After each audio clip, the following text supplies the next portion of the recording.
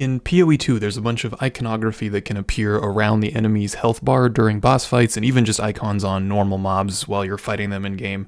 In this video, we're going to go through what some of those icons mean and how you can parse them while you're playing to make better tactical decisions. So first things first, there is one option that you want to make sure you have enabled here. I don't remember if this is enabled by default, but if we go in here and go into options and we look at the show monster resistance icons, you want to ensure that this is checked because this will display the icons that we're going to be looking at here that will indicate what kind of damage a monster is susceptible to while you're fighting them. Once you have that setting enabled, you'll start seeing icons like this. You'll see one for frost, lightning, armor, and fire typically. Not every monster will have them. If there's no icon, it means that they're effectively resistance 0. It's not negative or positive. A red icon indicates negative resistance. I'm not sure exactly how low this can go, but there's only one color regardless, and if it's red, it's negative. You'll see this applied to armor, indicating that an enemy's armor is broken. We'll get into that a little bit more later towards the end of the video when we're talking about other ailments. But as far as the other icons, if you see a silver icon, it means they're a little bit resistant to that element. So like a silver lightning icon, for example, means they're a little bit resistant, somewhere less than 40% to lightning damage. If you see a gold icon, that means they're very resistant, or if like a gold armor icon means that they have a lot of armor. So a gold like flame, for example, means they're very resistant to fire damage. That's about it. That's all we know exactly so far. Let's now talk about some of these other icons that are sitting below the health bar and what those mean. This icon here is armor break. It's one you might see a little bit more often, especially if you're running a build that does physical damage or is dependent upon it. I know there's some like warrior-like classes that care about this quite a lot. The thing with armor break, I'll play some footage here so you can see it, but there is, as you do damage that has armor breaking on, what it'll do is it'll effectively pull that monster's armor amount down, and this you'll see their armor resistance icon will change from like gold to silver to red if you've broken their armor.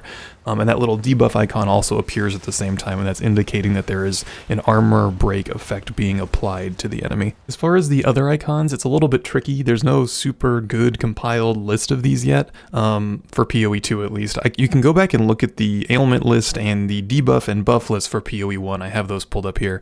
A lot of them seem the same, so you can see, like, for example, this is the bleeding icon in PoE1, this is the bleeding icon in PoE2, they're almost identical. These have, in my experience so far, these are almost the same. So I'll have a link to this in the video description. There's also a page for buffs and debuffs, which have a ton of these listed. The icons are a little bit harder to see, but a lot of these are like similar icons in what I've found so far. So this can be a handy reference if you're seeing something appear on monsters, but you're not sure exactly what it is. It's probably one of these things. And then if you're really struggling, you might just have to go into your build until we, and kind of see what you're applying until we have a good list of these. Once we do have that list, I'll be sure to post a follow-up video and links in the Discord. So if you're interested in that, be sure to subscribe or hop in the Discord, and I'll send out an update once we have a good like debuff list, because I think that that will be super handy. If one doesn't come up, I might even put one together myself, but stay tuned for that. Yeah, and then finally, there's only one other real component here I want to touch on, and that is these damage numbers that can appear. So this is kind of a interesting damage number. It's very like Elden Ring-like. Essentially, as you do damage, until you stop doing damage for long enough for the number to fade away, it's kind of like a running damage ticker. So you'll see the damage that you're applying over time, and you know how effective that is and how much you're doing.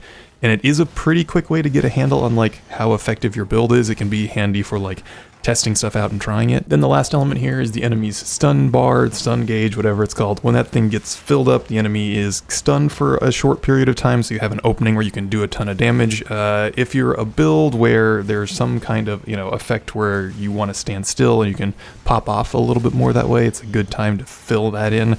I will warn you guys, though, that in PoE2, those windows are very short. The enemies are not typically stunned for very long, and then as you stun them, they become more resistant. It takes more, build-up of that effect to get them stunned again. So be sure to take advantage of those first couple, because that's usually all you will typically get. But anyway, that's it for now. Good luck in PoE2. I will see you guys out there. Take it easy.